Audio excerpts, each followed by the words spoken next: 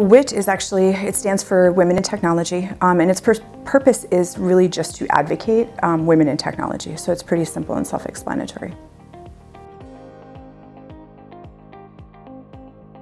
I got involved with WIT.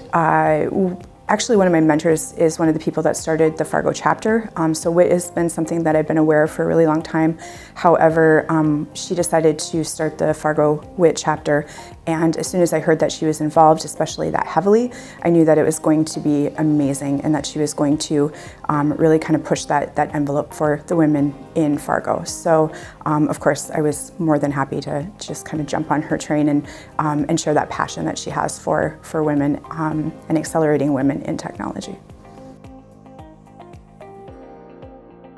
So I am definitely a member of WIT. I also am the vice president of IMACP for the Fargo chapter.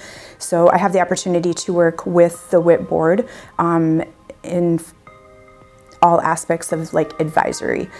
So if they have events going on and things like that, we get to coordinate with them. A lot of times we help plan and fund those events for the Women in Technology group in Fargo.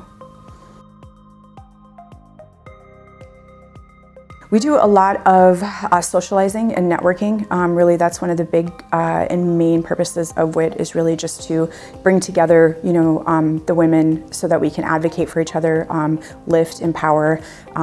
It's a tough industry to be in as a woman. So having, a group of like-minded individuals that you can go back to is really beneficial, I think, to every woman in technology.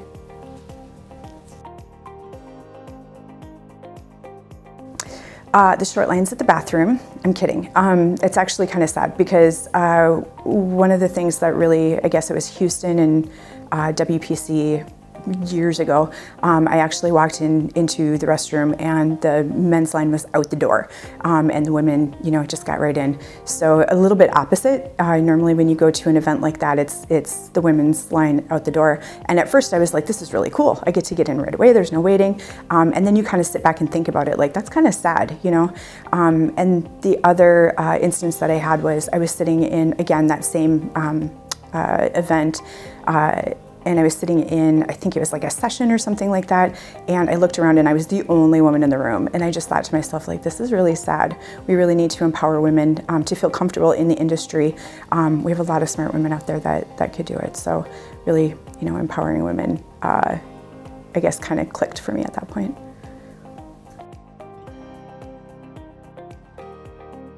That's a funny question. Reason being is because when I first opened up the Quadro Women Teams channel, I actually had 3 or 4 men reach out to me asking if they could be a part of it.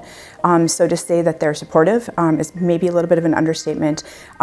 Through conversations, I've realized that a lot of the men at Quadrotech have daughters that are now interested in technology, and I think that's kind of the driving force behind it, is they really want to open those doors for their daughters.